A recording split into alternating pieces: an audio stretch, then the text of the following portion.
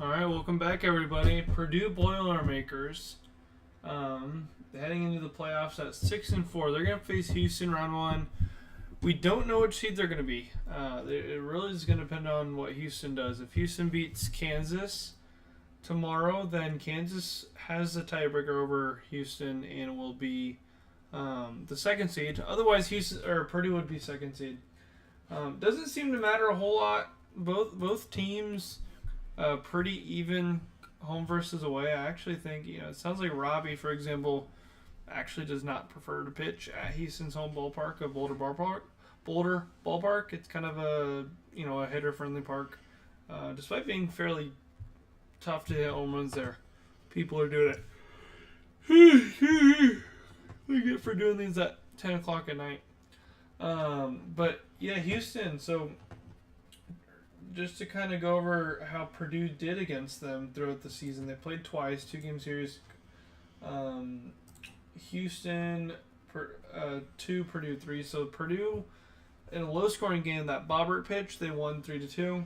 And kind of the story of this team, it's really a tale of two pitchers. It's you got Bobbert, 3-2 win. You got not Bobbert. In this case, I think it was Ralliant.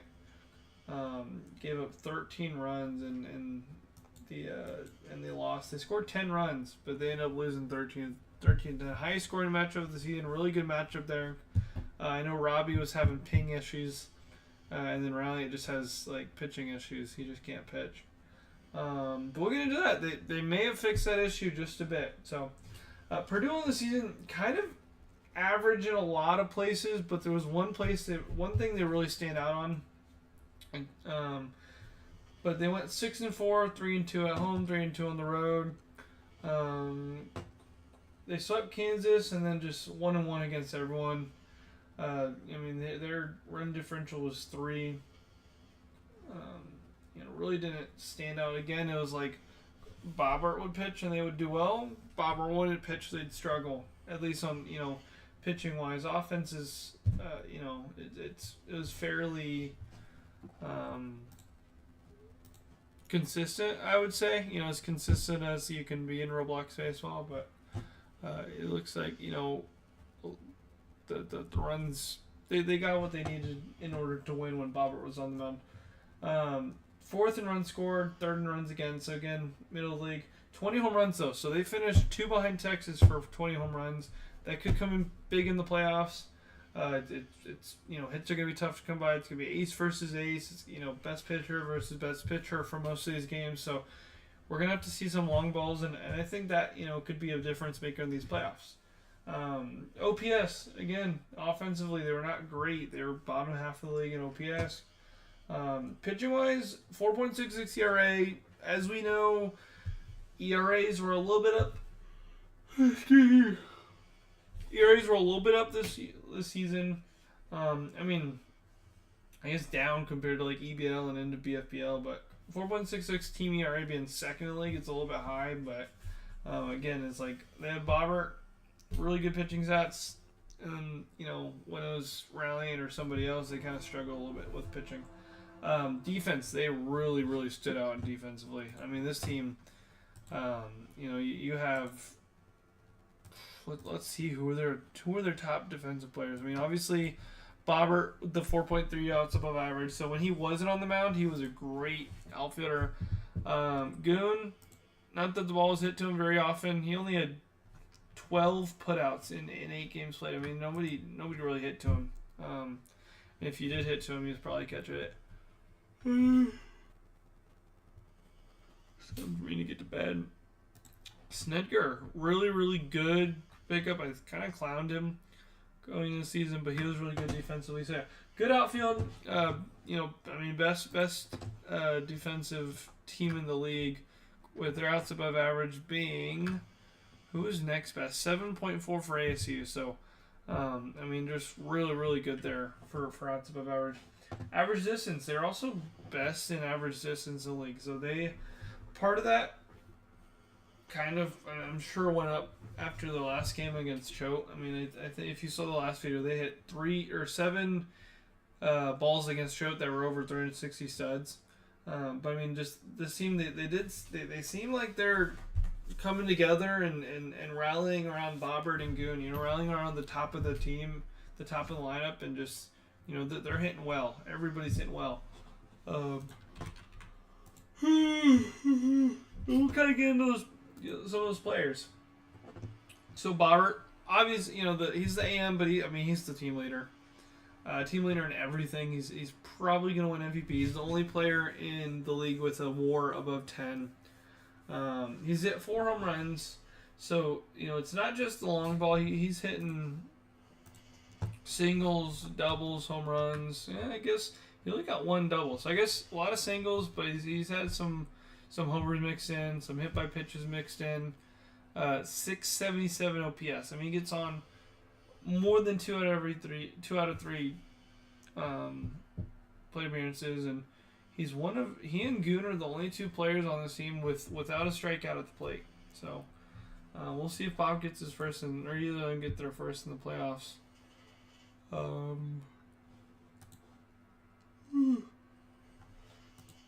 Sorry guys. Let's see. Ralliant, the head coach, he's been god awful. He's been, negative 2.8 WAR. That might be the worst in the league. I'm not sure, but that might be worse in the league. No home runs, and this is a guy. Kind of end of BFBL and into EBL. He had really good power there. And he only struck out once, so he's putting the ball in play. He's just not doing much with it. An average distance of 210. That's slightly above average, but he's only hit the ball over 370 studs once, or over 380 studs once. He's had 1 barrel all season. Good. Good's the team leader in home runs with 5. His OPS 1.5. Outs above average, like I said. He's a great defender. He does everything well. Well-oiled machine. He's gonna hit the ball. He's gonna catch the ball if it comes near him. He doesn't pitch like he used to, but that's mostly because they didn't even in the outfield. So why would he go pitch? Drew. So they picked up Drew late in the season. Is a really big trade. They traded for Drew. Who'd they trade? They traded Bars. I know that.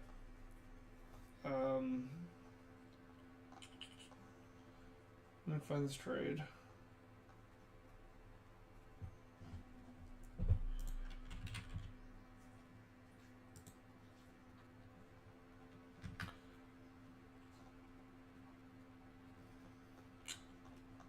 I am trying to find the trade. It was like Warlock, Bars.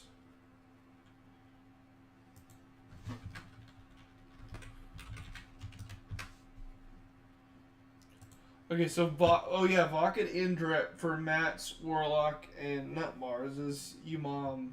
Who did was Bars in that wide trade? Is that what I'm thinking?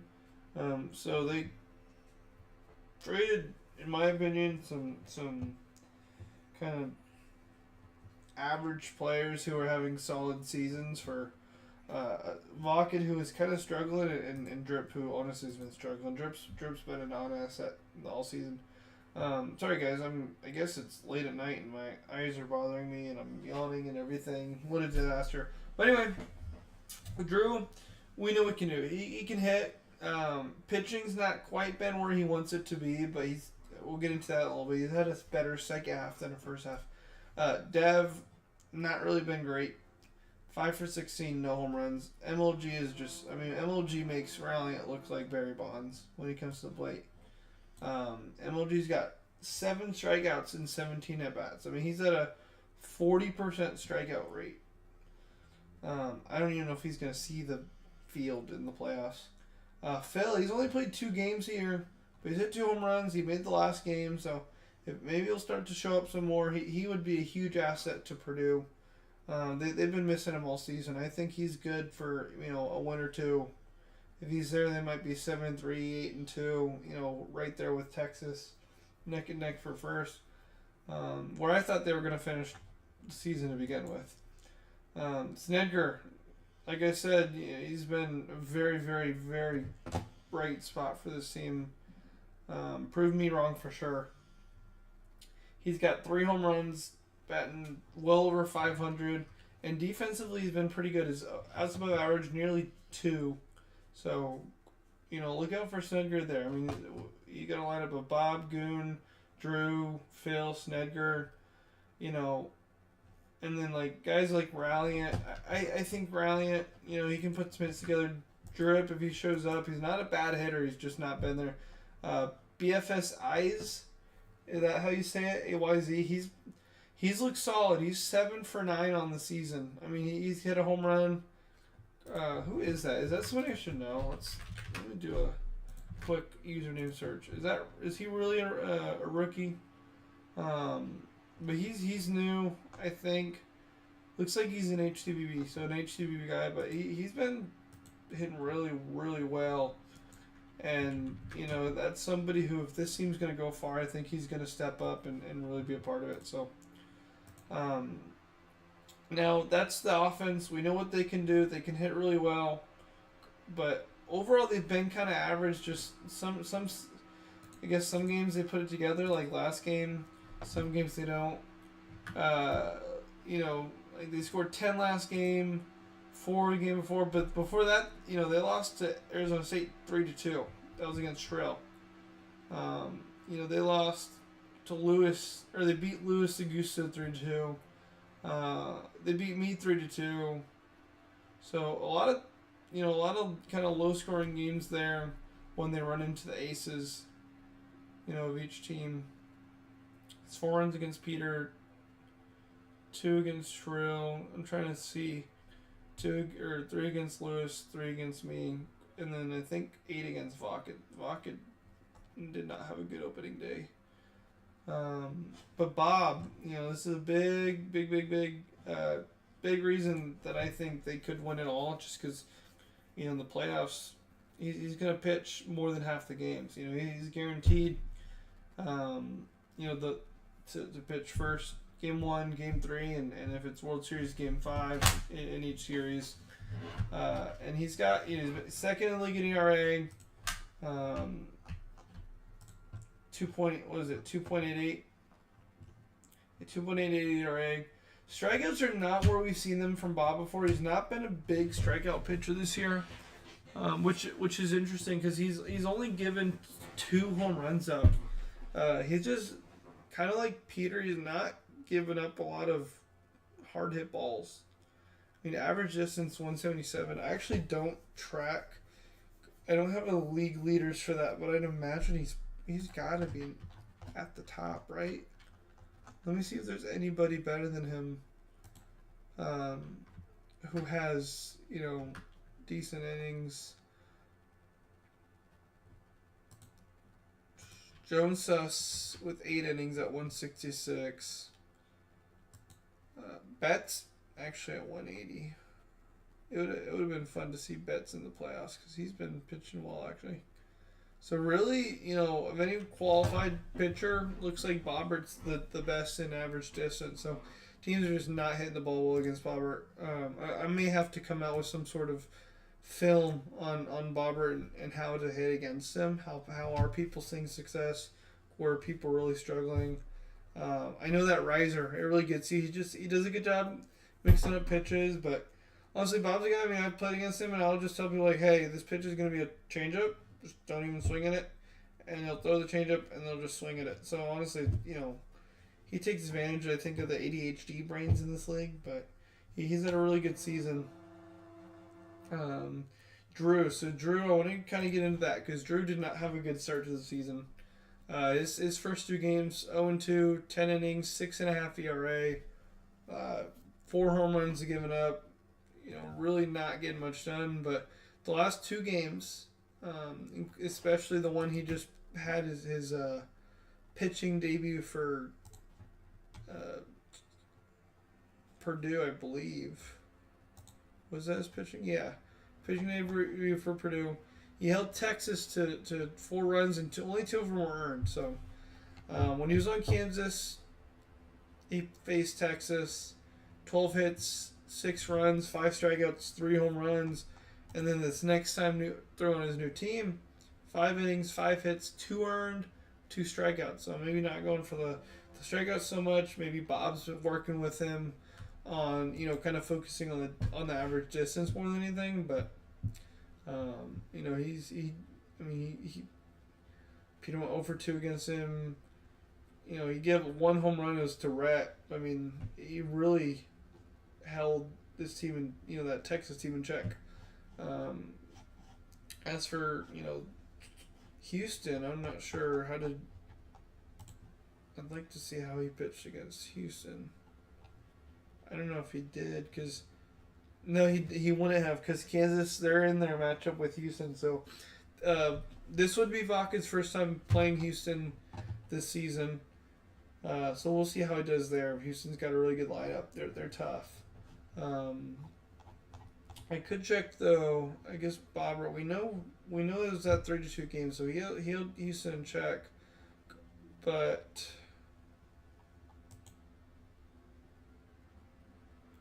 let's see. I want to also see how Ralliant did against, or sorry, how XY did against them.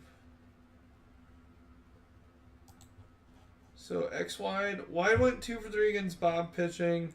He actually went 0 for 3 against Ralliant, so maybe, you know, something to think about there. But then when Bob played Houston, 5 innings, 2 earned, 5 Ks. He did face Wide that time. Wide was on Houston by then, so Wide went 1 for 4. Robbie 1 for 3. McVoy 2 for 3, Lewis 2 for 3. So, you know, Houston was getting hits. They had 10 hits in 24 at bats, but no home runs, 1 double. So 9 out of the 10 hits were just singles. And as you know, if you're hitting 1 or 2 singles an inning and that's it, obviously you're not going to be scoring. You need to get mixed in either more hits or some extra base hits really there. So.